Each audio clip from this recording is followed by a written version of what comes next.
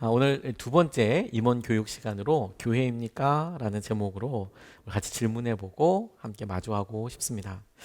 제가 집사람과 함께 이야기할 때 때론 좀 속상할 때가 가끔 있습니다. 집사람이 제게 이야기하는 말이 너무 사실이고 제 모습이 딱 그와 같은데 속상한 것은 제가 잘하고 있거나 혹은 자랑할 만한 일이면 속상할 일이 없지만 집사람이 이야기하는 그 부분이 제 연약함이고 그리고 제 실제 모습일 때 그 사실과 직면하는 것이 너무 어려울 때가 있어요. 근데 거꾸로 이런 생각을 해보게 되었답니다.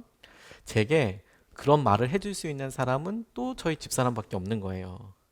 제게 그렇게까지 적나라하게 제 삶에 굳이 보여주고 싶지 않은 영역들을 이야기해 줄 수 있는 사람은 저희 집사람밖에 없고, 그리고 그 일이 대부분 저에게 대부분이 아니라 그냥 전부 다 제게 너무 필요한 양약과도 같은 역할을 해줄 때가 있죠.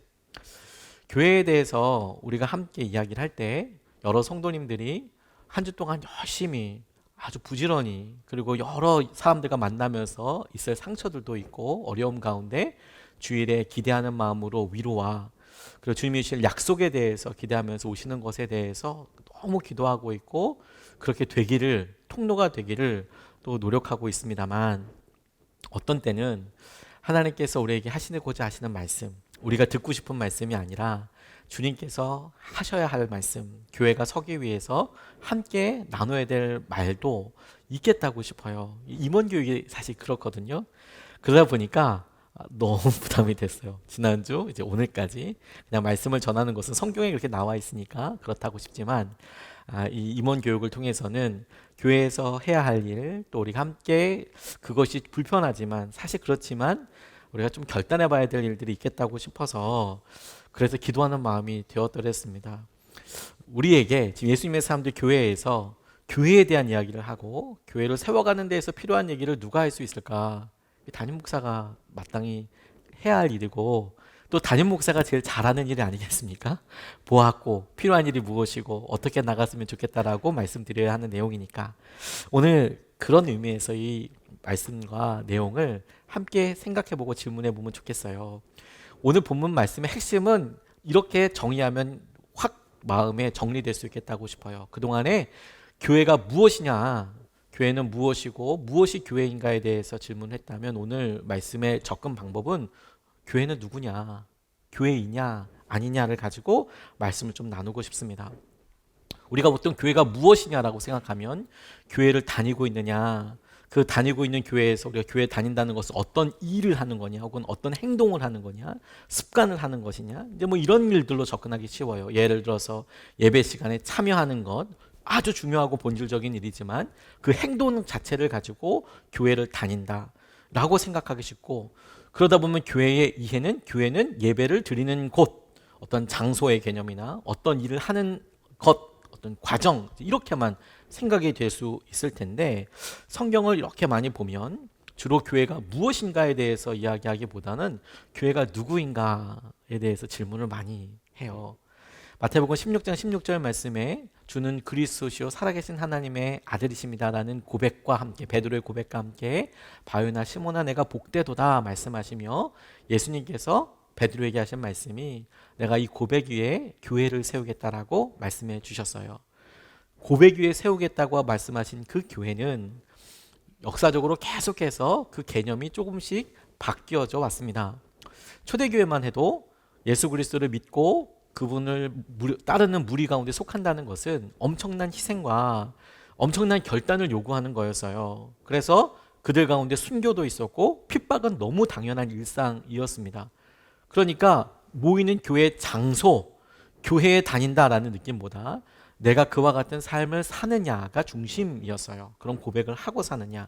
하지만 중세시대 때 우리가 밀라노 칙령이라고 로마의 기독교가 국교가 된 이후 시간이 어느 정도 지나고 나서는 유럽의 사람들은 태어나자마자 교인이 되었습니다. 교회가 되었습니다. 마치 우리가 주민등록에 태어나면 출생신고를 하듯이 그 교회 혹은 그 성당에 태어나면 이 아이가 유아 세례를 받는 것을 통해서 등록이 되고 평생 그곳에 살던가 또 이사를 하더라도 똑같이 교회에 속해서 살아가게 되는, 자동으로 교회가 되는, 교회를 다니는 그런 형국이었어요. 중세 시대 때는 그랬습니다. 물론 현대에 와서는 굉장히 의미가 달라졌죠. 그런데 우리나라도 비슷한 시기가 있었어요. 처음으로 우리나라에 예수 그리스도가 소개되고 복음이 소개되었을 때만 해도 예수님을 믿는다는 것은 퍽 어려운 고난의 길이었습니다. 각오해야지 믿을 수 있는 그런 시기가 있었습니다. 하지만 70년대, 80년대가 되면서 우리나라가 고도 성장하면서 교회도 엄청난 외적인 성장과 성숙을 가져왔는데, 그럴 때는 마치 우리 교회에 다니는 사람들, 그 자녀들은 교회에 오고 함께 속하고 교회 외적으로 되어 있는 여러 일들을 참여하는 것에 마음을 두게 됐어요. 그런데 여러분, 이제 우리가 후기 사회를 맞이하면서 교회에 안 나가는 성도들, 가난한 성도라고 이야기를 하죠. 당신은 신앙생활 하십니까? 네, 그렇습니다. 어느 교회를 다니고 있습니까? 교회는 나가고 있지 않습니다. 라고 이야기하는 사람들도 의외로 많고, 그런 사람들이 이제 주위에 여러 있는 것을 보게 되죠. 특별히 온라인, 오프라인 예배도 이런 일을 가속화하는 형태가 되었습니다. 그런데 다시 한번 말씀드렸듯이 성경이 지속적으로 얘기하고 있는 교회의 본질적인 질문에 다시 서자는 거예요. 교회가 무엇이냐, 그래서 그 교회에서 무엇을 하는 것이냐라고 이야기하면 온라인 예배를 드리냐 오프라인 예배를 드리냐가 중요한 문제일 수 있고, 또 우리가 교회에서 어떤 일을 하느냐, 어떤 행동들로 위로를 받느냐도 중요한 문제일 수 있지만, 성경에서 계속 이야기하고 있는 방향대로 교회가 누구이냐를 묻고 우리가 그 교회이냐라고 물어본다면 우리가 어떤 행동을 하느냐를 넘어서는 다른 의미가 있다는 것을 깨닫게 돼요. 무엇을 하느냐, 교회는 무엇이고 어떻게 접근하느냐가 아니라 누구이고 우리가 교회이냐, 무엇이냐라고 물으면 우리는 교회를 다니냐, 교회에서 무엇을 하고 있느냐가 질문이라면 그게 아니라 우리가 교회이냐, 우리는 교회에 원하시는 주님의 뜻대로 변화되고 있느냐에 대해서 질문을 해야 되는 것이죠. 물론 저희 교회는 오랫동안 신앙생활 해오신 분들도 계시고 비교적 신앙생활을 늦게 시작하신 분들도 계셔서 교회가 어떠냐에 대해서 여러 생각이 다를 수도 있겠습니다만, 말씀드린 대로 우리가 교회인가, 교회입니까, 주님이 말씀하셨던 그 교회로 살고 있습니까에 대해서 오늘 본문이 우리에게 보여주시는 바에 대해서 같이 살펴보고 싶어요. 에베소서 이 말씀은 하나님께서 우리에게 바울을 통해서 에베소 교인들에게 하신 말씀이지만 우리에게도 너무 속한 말씀이라고 싶습니다. 먼저 우리가 교회의 원형에 대해서 생각을 해보면, 교회의 성경에 나오는 모습이 구약과 신약이 조금 다르긴 합니다만, 많은 학자들이, 거의 대부분의 목사님들이 동의하는 바는 구약에서의 교회의 원형은 아브라함에서부터 시작된 가족, 하나님께서 그를 찾아가시고 본토 친척 아비집을 떠나서 계약과 헌신과 주님과 함께 동행하는 삶을 살았던 아브라함과 그의 자녀들, 자손들이 이어져서 이스라엘을 이루게 되죠. 여기서 원형을 찾고, 또 이스라엘 백성들이 출애굽하면서 하나님께서 그들에게 말씀을 주시고 언약궤를 주시고 회막 혹은 성막이라고 부르는 예배할 수 있는 공간을 주셔서 그것이 이동하면서 함께 드리는 예배 공동체, 하나님의 나라 백성들을 표현하는 것을 교회의 원형으로, 구약의 원형으로 삼기도 합니다. 신약에서는 예수님이 주위 제자들을 부르시고 예수님과 함께 다녔던 사람들을 교회의 원형으로 많은 사람들이 동의하면서 생각하고 있습니다. 그러니까 무엇을 하느냐라기보다 어떤 성격을 가지고 어떻게 함께 했느냐가 중요했다는 것이죠. 그리고 에베소서 말씀이 짧지만 에베소 교회의 편지 형태를 통해서 그 사람들에게 바울이 하는 말을 통해 교회가 어떠해야 하는지에 대해서 우리에게 보여주는 말씀이라고 저는 그렇게 붙잡았어요. 짧지만 오늘 본문 말씀이 독특한 것은 뭐냐면 하나님, 예수님, 성령님이 다 등장하는 아주 그런 독특한 구문이기도 합니다. 하지만 우리가 교회인가를 먼저 질문해 보는 말씀으로 삼고 싶어요. 첫 번째로 오늘 본문 말씀이 교회가 누구이냐, 교회는 어떠하냐, 교회이냐라고 설명할 때에 하나님과 관련되어서 이렇게 이야기하고 있어요. 한마디로 이야기하면 우리가 남이냐라고 이야기할 때 그런 소속감, 정체성을 설명할 때에 오늘 본문 말씀이 우리에 대해서 이렇게 설명하고 있습니다. 19절 말씀을 보면 이렇게 고백합니다. 그러므로 이제부터 여러분은 외국 사람이나 나그네가 아니요 성도들과 함께 시민이며 하나님의 가족입니다 라고, 하나님의 가족이라고, 시민이라고 우리를 설명하고 있어요. 그게 에베소의 교인이고 교회인으로서, 교회로서 우리의 첫 번째 오늘 본문 말씀이 이야기하고 있는 부분이라고 싶어요. 예루살렘을 중심으로, 이스라엘을 중심으로 생각해 보면 에베소는 이방 땅입니다. 예루살렘과 이스라엘 땅에서 멀리 떨어져 있는 이방 땅이죠. 그래서 우리가 나그네요, 이방 사람들도 아니다라고 바울이 이야기하는 이유는 뭐냐면, 실제로 그들이 살고 있는 곳이 이방 땅이고 그 에베소 교회를 구성하고 있었던 사람들이 이방 사람들도 있었기 때문이에요. 성경 말씀 구약을 들어서 알고 예수 그리스도에 대해서 알고 있었지만, 그럼에도 불구하고 그들은 이방 사람들이 많이 있었죠. 하지만 나그네도 아니고, 왜냐하면 여러 사람들이 돌아다니면서 살거나 디아스포라로 살았으니까요, 이방 사람들도 아니고 너희들이 시민이다라고 이야기하고 있어요. 이 시민은 우리가 당시의 모습을 통해서 이해할 필요가 있어요. 가족도 마찬가지지만 시민이라고 이야기할 때 이 글을 읽는 에베소 교회 사람들은 바로 로마의 시민을 생각하게 됐습니다. 왜냐하면 에베소가 로마의 속주이기도 했으니까요. 도시이기도 했으니까요. 로마의 시민권이 이야기하고 있는 바 중에서 특별한 것을 바울의 삶을 통해서, 성경을 통해서 몇 군데 드러나고 있는 부분을 보면, 바울이 재판을 받는 데 있어서 내가 가이사에게, 황제에게 상소하겠다. 다시 말해서 로마 시민권자들은 황제에게서, 왕에게서 직접 심판받을, 로마의 법에 정해진 대로 적법하게 재판을 받을 권리가 있었습니다. 이 특권과 특혜가 대단해서 바울과 천부장이 이야기하는 부분에 보면, 당신은 그 시민권을 어떻게 얻었냐? 나는 돈 주고 샀다 라고 이야기하고, 바울은 나는 태어날 때부터 시민이었다 이렇게 대답하는 것으로 봐서 실제로 사기도 하고, 그리고 태어나면서 누릴 만큼 굉장히 소중한 지위와 역할을 하고 있었다는 점을 보게 됩니다. 주님께서 우리에게 시민이다라고 이야기하실 때 그 첫 번째 의미하는 바는, 우리가 이 땅에 여러 삶과 기준들과 규범들이 있지만 우리 모두가 마주하고 경험하게 될 마지막 날, 하나님께서 심판하실 그때에 우리는 다른 무엇도 아닌 하나님의 율법, 하나님의 법, 그리고 하나님 앞에서 우리가 심판이라고 이야기할 마지막 하나님과의 대화를 하게 될 거라는 거예요.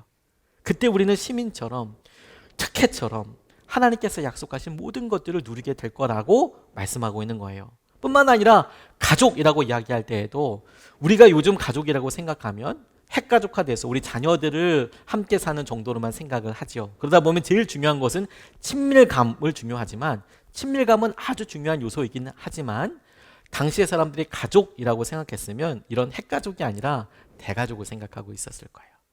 그리고 더 놀라운 것은 이스라엘 사람들은 가족 그러면 아브라함을 생각했을 거예요. 이스라엘은 아브라함을 조상으로 한 그런 공동체였거든요. 그러니까 가족이라는 말에 너무도 쉽게 이해가 됐어요.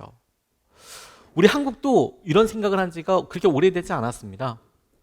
저만 해도 기억나는 것이, 저희 아버지가 장남이셨는데 저희 삼촌들이, 작은 아버지들이 계시는데, 막내 삼촌이 경제적으로 아주 어려운 일이 있었을 때, 그 제 사촌 동생이죠, 대학 등록금을 내야 되는 때가 되어서 그게 너무 급했기 때문에 제 대학원 등록금을 양보해야 되는 일들도 여러 번 있었어요. 근데 그게 뭐 대단한 일이라고 생각하지 않았어요. 그냥 집안에 그런 일이 있고 도와야 하니까 그렇게 해야 한다고 생각했고, 그냥 당연하게 이렇게 받아들였던 것 같습니다.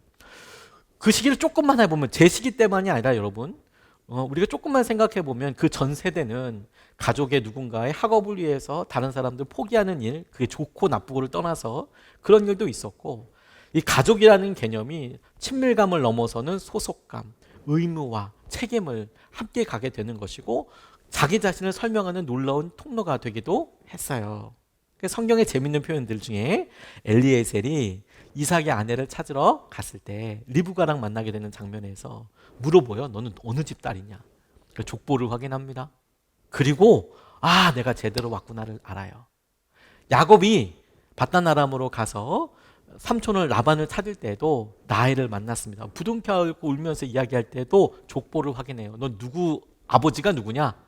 어머니가 누구냐? 물어보고 조상을 만나서 한 혈육임을 알았어요.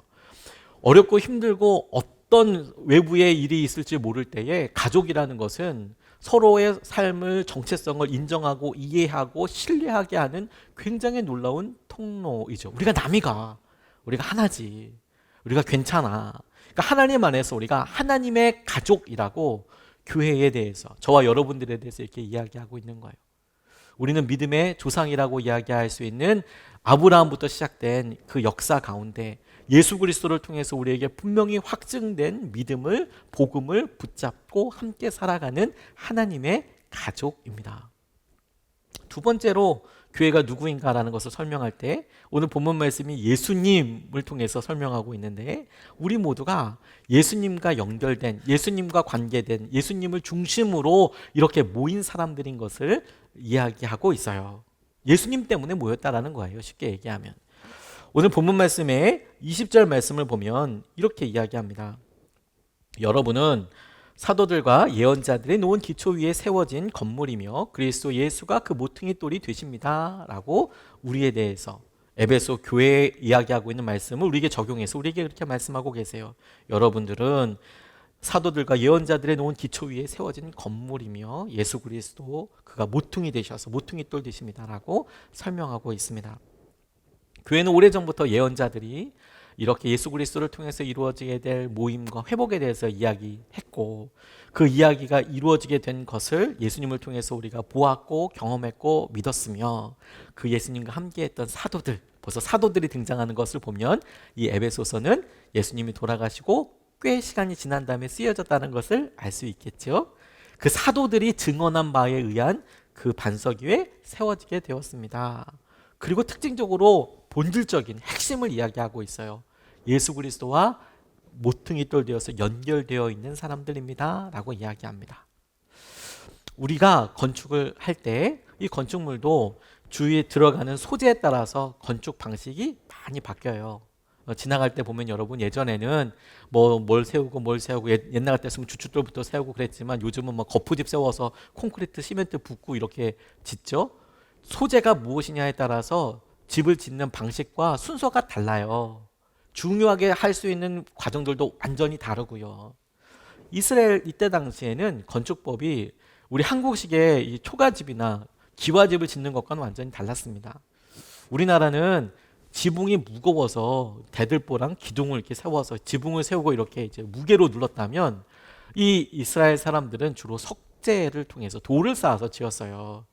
그리고 아마도 천장은 조금 헐거웠나 봐요. 그러니까 예수님 당시에 지붕 뚫어서 거기다가 이렇게 내린, 중풍병자를 내린 사건을 봐서도 지붕은 돌은 아니었나 봐요. 그러니까 뚫을 수 있었겠죠. 돌을 깨서 하기는 쉽지 않을 거 아닙니까? 그러니까 석재로 된 벽을 쌓았는데, 그러다 보면 지금은 설계 도면을 그리고 그 센티미터대로 소재를 넣어서 하지만, 당시만 해도 큰 왕궁 같은 거야 설계도가 있었겠지만, 그리고 있었죠. 사실 성막을 봐도, 성전을 봐도 설계도가 나오니까. 하지만 일반 집 같은 경우에는 그런 설계도로 짓는 것이 아니고 그 집의 크기를 정할 때는 모퉁이 돌을 사용했어요. 우리 한국에는 주춧돌의 역할을 한 건데요, 주춧돌에 기둥을 쌓고 그 무게 중심을 잡는 것에 반하여서 이스라엘 사람들은 돌로 지었다고 했지 않습니까? 그러니까 네 군데에 모퉁이 돌을 땅 놓는 것을 통해서 교회의 그 건물의 기본적인 모든 것들이 결정이 되는 거예요. 이 사이즈는 어떻게 될 거고, 그리고 문은 어디로 날 거고, 그 주춧돌을 어디냐, 그 모퉁이 돌을 어디다 놓느냐에 따라서 달라요. 그래서 이 모퉁이 돌을 크게 했고요. 그리고 중요한 건 그 모퉁이 돌을 중심으로 해서 돌들을 쌓아 나갔습니다. 이어서 다 쌓아 나갔어요. 그러니까 어느 돌들도 다 모퉁이 돌에 연결되어서 벽을 양쪽으로 쌓아 나가는 방식이었던 거죠. 우리가 교회냐라고, 교회가 된다라고 이야기할 때 예수 그리스도와 연결되어 있는 행동, 예수 그리스도와 연결되어서 지어져가는 집이라고 바울은 우리에게 이야기하고 있어요. 저는 그것이 주님이 우리에게 오늘 말씀하시는 거라고 싶습니다. 우리가 예수님 때문에 모였어요. 이 사실을 놓치면 안 됩니다. 예수님 때문에 모였고 예수님께서 우리 가운데 행하시는 것을 우리가 보고 의지합니다. 그런데 여기에 우리가 죄나 여러 세상의 사람들의 가치관이 섞여서 어려움과 혼돈을 겪게 되는 중요한 이유가 바로 이곳에 있습니다. 교회가 필요하냐, 교회이냐라는 질문이 우리에게 있어서 본질적이기도 한, 예수 그리스도가 우리에게 필요하냐라는 질문과 엇닿아 있는 부분들이 많거든요. 요즘 여러분, 예전에만 해도 죽음이 우리 주위에 전쟁이나 기근이나 어려움 때문에 아주 흔할 때도 있었습니다. 우리의 삶의 한계가 너무 심할 때도 있었어요. 그런데 이제 사회가 발전하고 과학이 발전하면서 우리의 건강이나 대부분들을 돈으로 해결할 수 있는 영역들도 점점 늘어나고 있는 부분들이 보이고, 우리가 마음의 평안함을 누린다고 이야기할 때에도 유사 종교처럼 대체할 수 있는 것처럼 차라리 캠핑 가서 이렇게 누워있고 있으면 더 마음이 편안하다, 별 보고 있으면 좋다, 이런 생각을 가지고 살 수도 있는 만큼 많은 편의시설과 문의시설들이 있죠. 그러다 보니 예수님이 정말 필요한가? 교회에 모여서 함께 예배하는 게 필요한가라는 질문에 대해서 구체적으로 대놓고 질문하지 못하더라도 살면서 그렇게 누리게 되고 간절함이 덜해진다고나 할까? 그런데 여러분, 이게 우리가 속고 있는 부분이에요. 예수님이 우리에게 두 부분에 있어서 절대적으로 중요합니다. 이건 이분의 호칭과도 관련되어 있어요. 예수님은 우리에게 구세주이십니다. 메시아이십니다. 우리의 죄를 용서하신 분이에요. 다시 말해서 우리가 죄와 관련되어서 우리가 죄인인 것을 느끼고 우리 주위에 나는 왜 이 정도의 아버지밖에 안 될까? 이 정도의 엄마밖에 되지 않을까? 왜 나는 이렇게 사람들에게 피해를 줄까? 평소 때는 다 그 사람들 잘못됐지 어땠지 하지만 우리가 혼자 어두운 밤에 우리의 적나라한 모습을 마주하게 될 때 느끼는 죄의 문제들, 어려움들 해결할 수 있는 다른 방법이 없어요. 새로운 모임에 가서 좋은 사람인 척 해보지만 그 가운데 스산하게 느껴지는 외로움과 우리가 죽음이라는 혹은 우리가 절대적인 한계에서 만나게 되는 절망감 앞에 있게 되면 이 죄라는 것을 해결할 수 있는 방법이 없습니다. 오직 예수님만이 이것을 해결할 수 있어요. 또 우리가 예수님을 주님이라고 부르죠. 주님이라는 뜻은 우리의 삶의 모든 결정권을 갖고 있다는 말인데, 모든 것을 따르겠다고 고백하는 말인데, 우리에게 목적과 비전을 주셨어요. 하나님 나라, 하나님의 말씀으로 다스려질 세상과 앞으로 하나님의 나라가 오게 될 것을 놓고 너희들은 살아라. 이것은 우리의 삶의 목적과 비전에 대해서, 영원히 사라지지 않을 열매에 대해서 우리에게 예수님을 통하여 약속하고 계시는 거예요. 예수님이 우리의 삶의 이 두 가지의 문제를 절대적으로 해결하실 수 있으세요. 죄와 우리 삶의 목적. 여러 사람들이 당장 지금 경험하는 어려움이 없거나 혹은 지금 경험하고 있는 일은 내가 능히 행할 수 있어 정도의 수준으로서 버티고 버팅기고 어떻게든 참아보는 수준을 넘어서서 내가 왜 살까? 왜 이런 삶을 만나게 될까? 이런 질문 앞에 서게 될 때 의외로 우리가 갖고 있는 가치체계와 우리가 의존하고 있는 물질과 소유와 관계들이 허망하게 무너지는 것을 여러 번 경험하게 됩니다. 주님이 우리에게 약속하시는 것은 영원히 썩지 않고 무너지지 않을 영원한 나라, 하나님의 나라에 대해서 말씀하시는 거예요. 근데 우리는 당장 앞에 보이는 일들 가지고 이것이 좋고 나쁘고를 설명하죠. 저는 여전히 우리 아이들에게 공부가 왜 필요한지에 대해서 설명할 때마다 난항을 겪습니다. 모르지 않거든요. 공부가 필요해. 알죠. 하지만 조금 더 해보면 좋지 않을까? 그러니까 우리가 곧 고3이 되고 곧 삶을 결정해야 될 때가 되면 조금 더 선택을 할 수 있지 않을까? 알죠. 아는데 그걸 이해시키는 것이 참 쉽지가 않아요. 우리가 이렇게 보면, 왜냐하면 당장 공부하는 것보다 재밌는 것도 많고 시간을 보낼 때 공부하는 게 더 재밌습니까? 유튜브 보는 게 더 재밌습니까? 당연히 공부하는 게 재밌죠. 라고 이제 설득을 해야 되는 거죠. 보는 여러 유튜브를 보든지 뭘 하든지. 근데 당장 느끼기에 시간 보낼 때 성경 말씀을 보면 시간이 잘 갑니까? 아니면 드라마 하이라이트를 쭉 보는 게 시간이 더 잘 갑니까? 당연히 성경 말씀 보는 거잖아요. 그렇죠? 근데 우리 삶에 굳이 그렇게 하지 않아도 이렇게 되는 여러 일들이 이렇게 너무 많이 있고 실제로 그렇게 살아가게 되는 거죠. 근데 예수님을 빼고 나면 이게 예수님을 굳이 적용하지 않아도 그냥 시간은 지나가고 좋은 세상 아니야? 편안한 세상 아니야? 라고 생각하지요. 아닙니다, 여러분. 죄에 대하여 우리가 고민해 보지 않기 때문에 그래요. 죄에 대하여 마주하지 않기 때문에 그렇습니다. 죄는 벗어날 수 없어요. 삶의 목적을 우리가 바닥까지 고민해 보지 않았기 때문에 그렇습니다. 그런데 여러분, 이것이 그러면 그냥 우리가 지금 당장 경험하지 않기 때문에 그냥 언젠가 경험할 먼 미래의 일로만 생각할 수 있습니까? 그렇지 않습니다. 누구도 삶을 결정할 수 없고 누구도 삶에 갑자기 다가오게 될 여러 그 불특정한 인자들에 대해서, 요소들에 대해서 컨트롤할 수 없어요. 조정할 수 없어요. 우리가 모든 사람들이 기본적으로 경험하게 되는 것이 있습니다. 어느 분이 인생에 있어서 사춘기, 갱년기가 누구든지 자신의 몸과 자신의 삶에 대해서 소중하게 생각해보는 시간을 갖게 되는 기회다라고 이야기하는데 저는 공감이 되더라고요. 갱년기가 되면 몸이 변하고 사춘기가 되면 몸이 변해서 생각과 관심과 비전과 미래에 대해서 생각하듯이 갱년기가 되면 내 삶의 목적이 뭔가, 나 왜 사나, 내가 이렇게 살아왔던 부부관계나 내가 자녀를 키우고 있었던 이런 것들이 과연 의미 있나? 혹은 우리가 은퇴를 준비하면서 직장에서나 내가 했던 의미 있던 여러 일들을 보면서 이게 과연 영원히 남는 건가? 저는 여러 믿음의 귀한 선배님, 목사님들이 은퇴하면서 엄청 고민하시는 거 많이 봤어요. 그분의 믿음이 적어서가 아닙니다. 그 앞에 서게 되니까 하게 되는 질문, 꼭 해야 되고 꼭 찾아야 되는 대답이 있기 때문이겠죠. 그걸 마주하게 되더라고요. 그러면서 이제 생각해 보는 거예요. 내가 정말 제대로 온 삶을 살았는가? 때로는 원치 않지만 사별을 경험하기도 합니다. 때로는 원치 않지만 우리의 삶에 병과 같은 어려운 시기를 경험하게 됩니다. 그래서 삶에 대해서 집요하게 물어보게 돼요. 이게 옳은 길인가? 내가 잘 살아왔나? 때로는 친한 관계 가운데 깊은 상처를 경험하게 됩니다. 그래서 생각해요. 이거 어떻게 극복할까? 이유가 뭘까? 원인이 뭘까? 죄라는 것을 알게 되고, 그리고 우리의 삶에 있게 된 해결할 수 없는 우리의 어쩔 수 없는 연약한 존재 본질을 깨닫게 돼요. 그걸 해결할 수 있는 것이 예수 그리스도밖에 없어요. 지금 우리가 우리 삶에 보여지는 다른 약과 사탕, 뭐 풍선껌 이런 것들로 아국아국 많이 먹어서 당장은 배가 안 고픈 것 같고 그냥 그렇게 살 수 있는 것 같지만 우리의 삶에 참을 수 없는 생명의 허기를 느낄 때가 와요. 그 생명은 오직 예수님만이 채워줄 수 있어요. 우리의 삶의 목적도 예수님만 채울 수 있어요. 그게 예수님을 모퉁이 돌로 모였다라고 이야기할 때 교회의 가장 중요한 부르심입니다. 교회에서 당연히 우리가 함께 교제하고 하면서 주님을 함께 보지만 그 핵심은, 본질은 예수 그리스도이세요.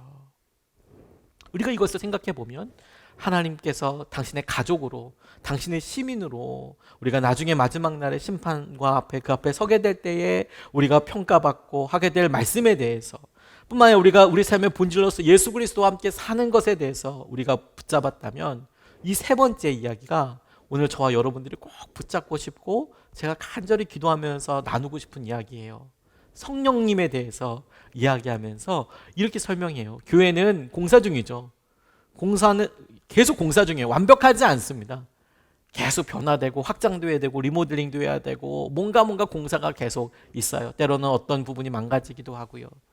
그런데 공사 중이라고 표현한 이유가 뭐냐면 이 성령님께서 우리에게 우리가 함께 지어져 가는 것에 대해서, 성전이 되어가는 것에 대해서 말씀하고 계세요.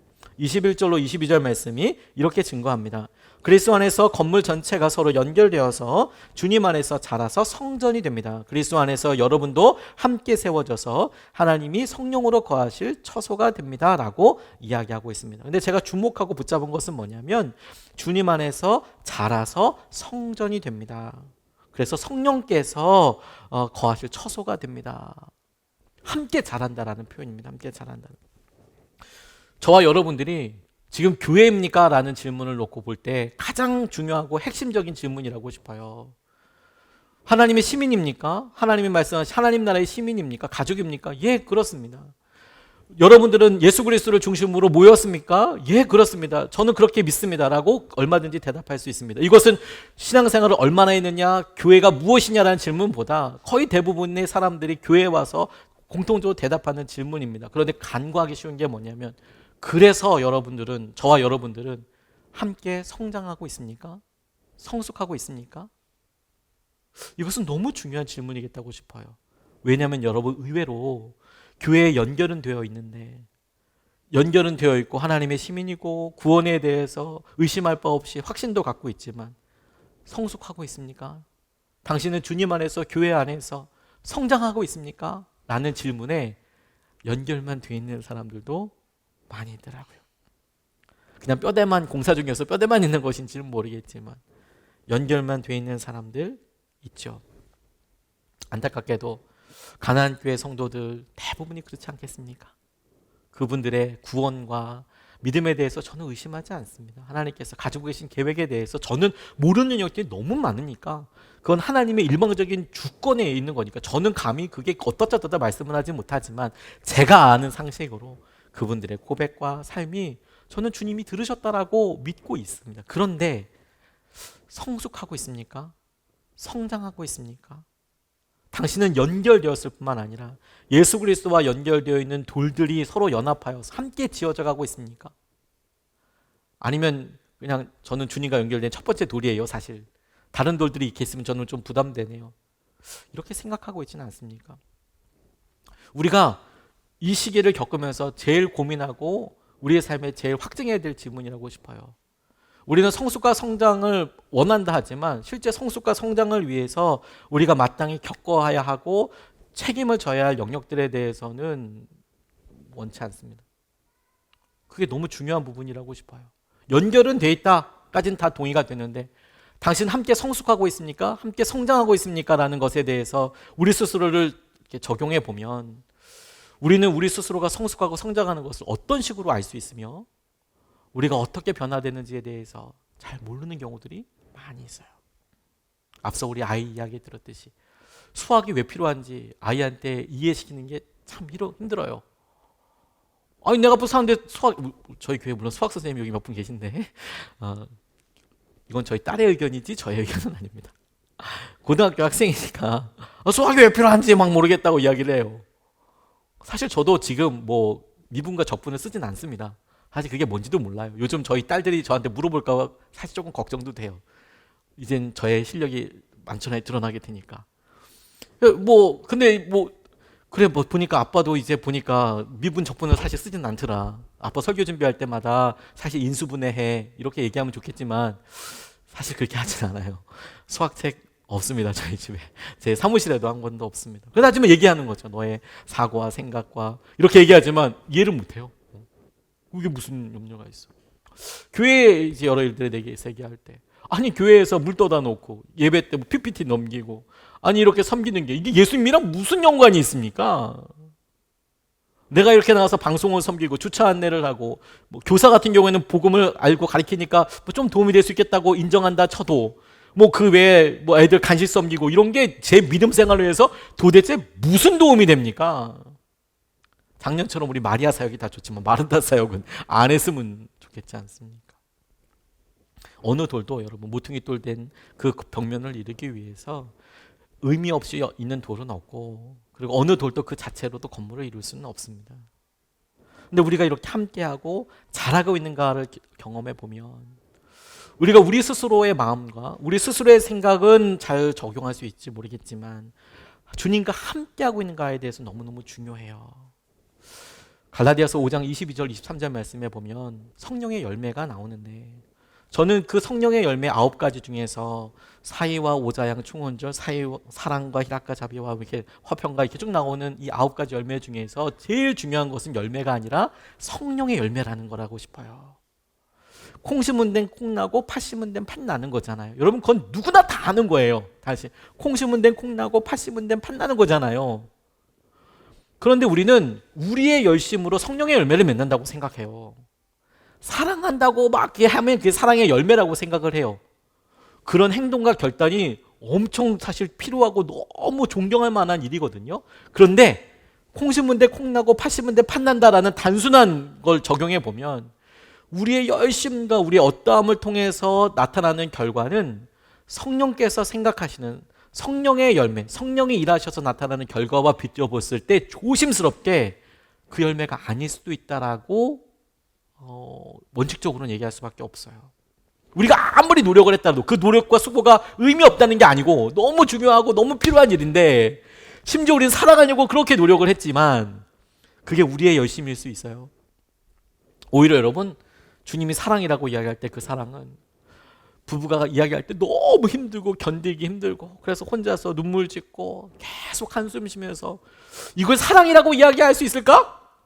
그런데 주님 때문에 내가 한번 참아보고 타이밍을 놓쳐보고 그래도 새벽기도 가야지라고 생각하고 혹은 예배를 드려보고 이렇게 생각하면서 넘어섰던 그런 시기를 보고 주님은 야 너의 성정으로는 도저히 안 되겠는데 주님 때문에 참아주고 생각하는 그것을 보고 사랑이라고 이야기하실 수 있고, 절제라고 이야기할 수 있고, 화평이라고 이야기할 수 있고, 성령께서 하신 열매와 결과들에 대해서 당신은 이것은 나의 열매다, 내가 해서 이루어진 것이다라고 이야기하지 않겠습니까? 근데 그 대부분은, 여러분, 대부분 우리가 해서 결단해서 하고 있는 이런 일들보다 우리가 예상하고 예측해서 내가 이렇게 했으니까 이거 이렇게 되겠지, 이런 영역들이 아니에요. 저는 교회에 사소해 보이고 작아 보이고 반복적인 이런 일들을 통해서 이렇게 하면 뭐 내 믿음이 갑자기 무슨 우리 기름 넣을 때 휘발유 이렇게 게이지 올라가듯이 내가 이렇게 1년을 하면 막 이렇게 쫙한 게이지가 빡 올라가 있고, 이번 주에도 내가 어떤 뭐 헌신하고 이런 것들을 했으면 내 마음이 성령으로 충만하고 막 이러면 누구나 다 하겠죠. 왜냐면 기름 떨어진 건 다 아니까. 근데 사실 그렇지는 않습니다. 하지만 주님이 열매라고 찾으시는 것들은 주님이 보시기엔 너무 분명하지 않겠습니까? 성숙과 성장을 놓고 보면 우리가 가정일에서도 이 일을 하고 싶어서 하지 않고요, 다만 이 일이 필요하기 때문에 하죠. 누군가는 해야 되기 때문에 합니다. 그리고 함께 하기 때문에 해야 되는 여러 일들이 있어요. 그리고 대부분 그 일은 엄마 아빠들이 합니다. 자녀들이 잘 하진 않죠. 대부분 거기에 책임만 가진 사람들이 하게 됩니다. 그러면 애들만 성숙하는 게 아니고요, 부모들도 같이 성숙하고 성장해요. 이상하죠.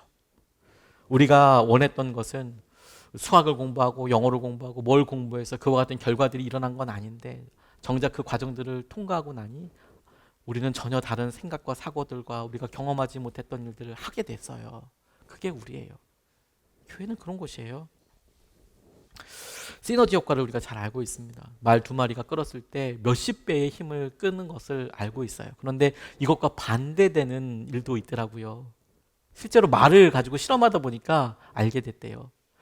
말 두 마리가 막 채찍질하면서 끄럭끄럭 그러면 전식으로 막 할 수 있도록 계속 채찍질하고 그렇게 하면 엄청난 힘을 낼 수 있는데요, 실제로 말을 연구하던 막스밀리안 링겔만이라는 사람이 말을 끌어보니까 그냥 냅두고 끌어봐라 이렇게 하니까 별로 힘을 안 쓰더라는 거예요, 얘네들이.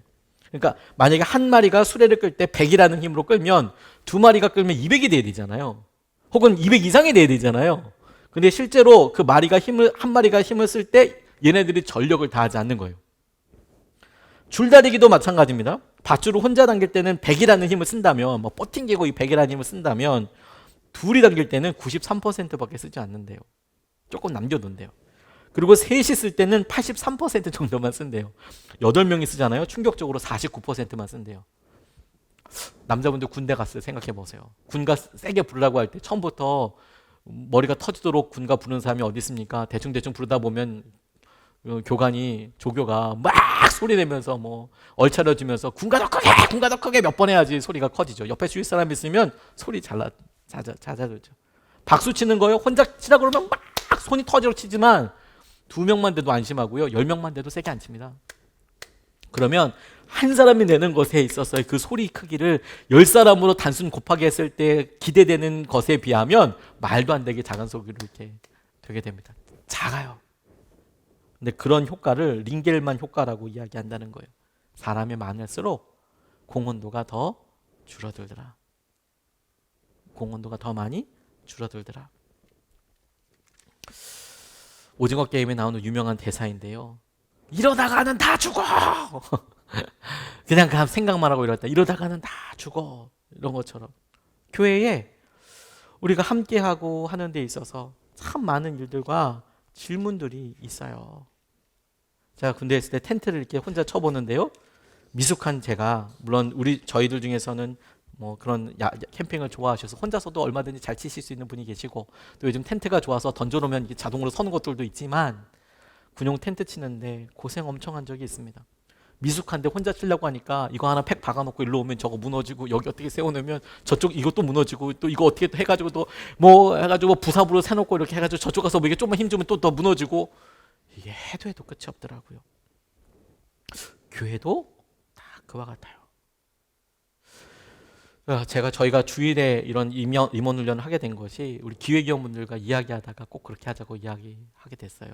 기획위원분들도 이제 열심히 같이 하는데 교회가 크지도 않은데 같이 동력하고 이야기하는데 이제 어려움들이 있으시니까 이런 힘들고 어려운 얘기들 꼭 주일에 같이 해서 강조해 주세요. 이런 이야기도 듣고 일부러는 아닐 텐데 사실 공감을 잘 못하셔서 그럴 수 있겠다는 생각도 하게 됐어요.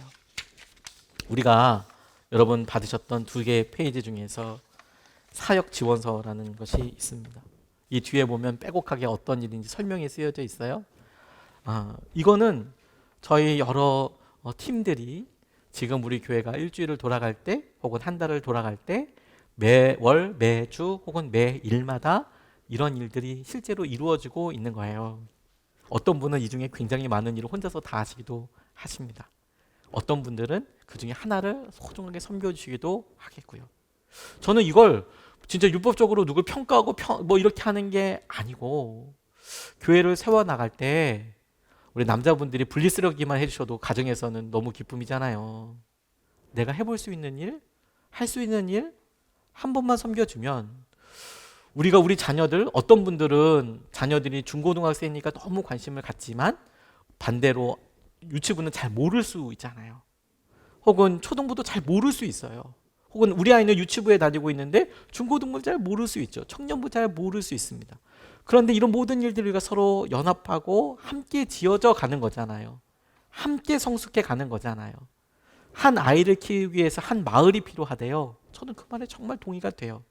뿐만 아니라 우리 아이들은 다 컸고 나는 지금 뭐 그렇게까지는 안 해도 되는데 라고 할지라도 우리의 삶에 나에게 미소를 지어주고 인사해주는 한 사람 때문에 우리가 결단을 할 수도 있고 행복할 수도 있잖아요.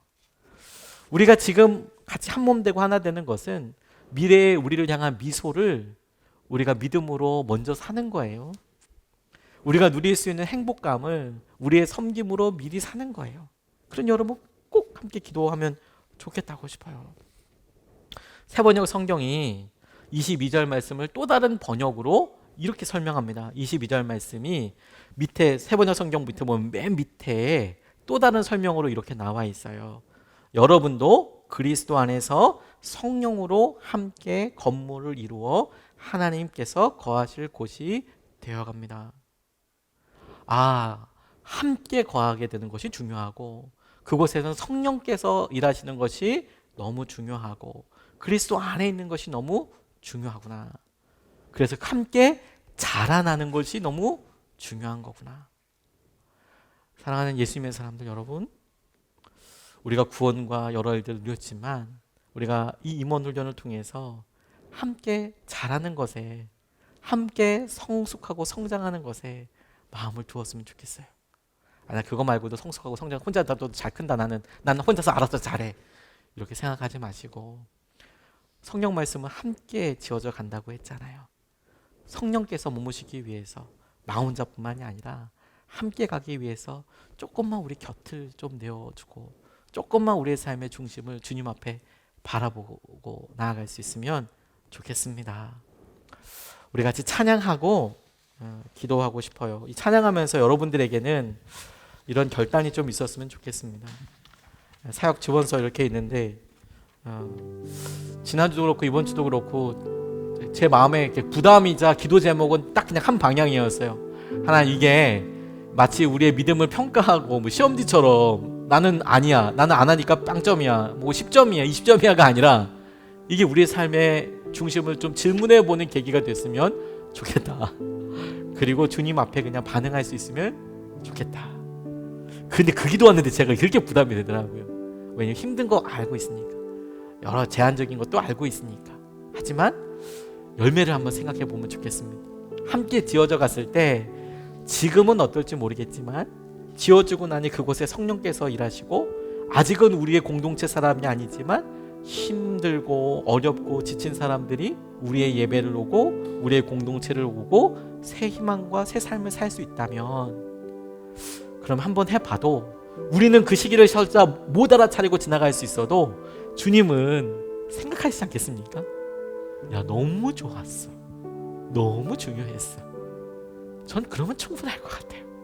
예수님이 보시기에 너무 좋아, 너무 좋아. 우리 같이 찬양하고 기도하겠습니다. 예수 때문에 우리가 이 모든 일을 하고 함께하는 줄로